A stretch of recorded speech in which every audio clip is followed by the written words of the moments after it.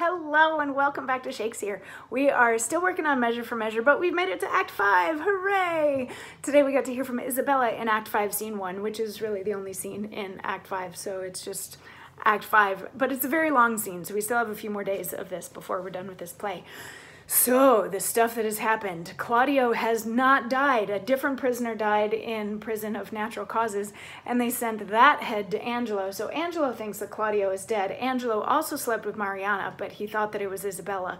Isabella showed up to the prison hoping that there would be a pardon for her brother, but got there, and even though the Duke had done this switcheroo so that Claudio is still alive, the Duke, dressed as a friar, tells Isabella that Claudio has died. So she's all kinds of angry with Angelo for going back on his deal, even though in his deal he said that he might release Claudio. So I guess he was going for the whole loophole thing, whatever.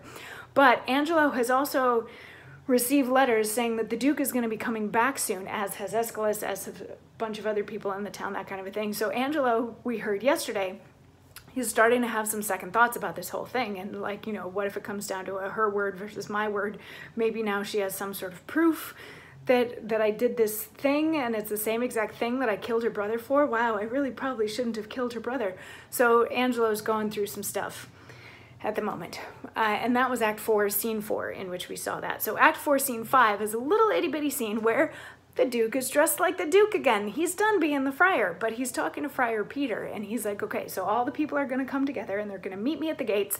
Here's a stack of letters.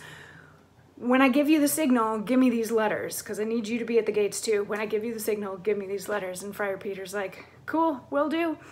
And then Act 4, Scene 6 is a little itty-bitty scene between Mariana and Isabella, where they're talking about who gets to tell which part of the Angelo's a scumbag story, because Isabella really just wants to blurt out all of it because she's so angry at this point.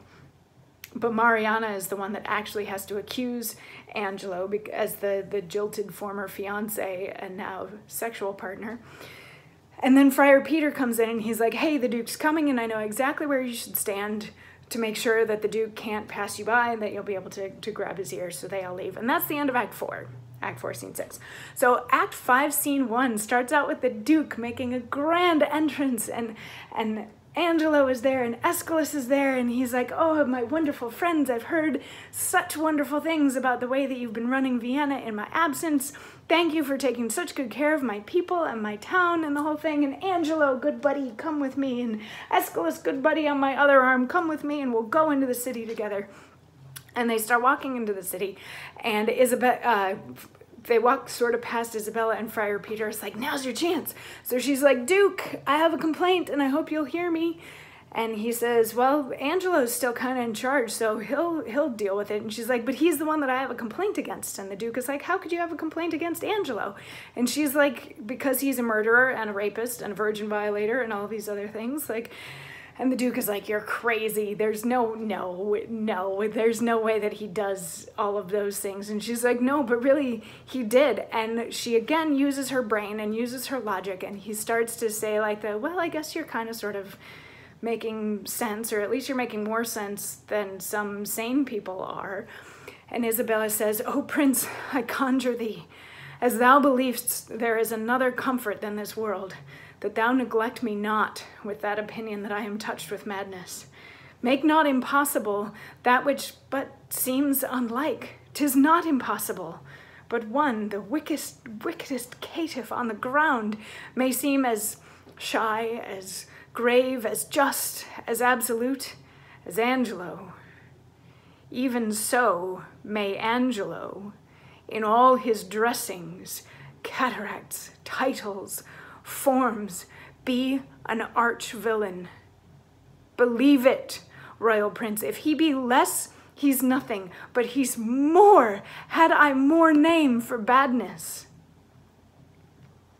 So she's pleading her case, and she's saying, please, please, please stop calling me crazy, because we shouldn't call women who are emotional crazy, which is a good just thing to know.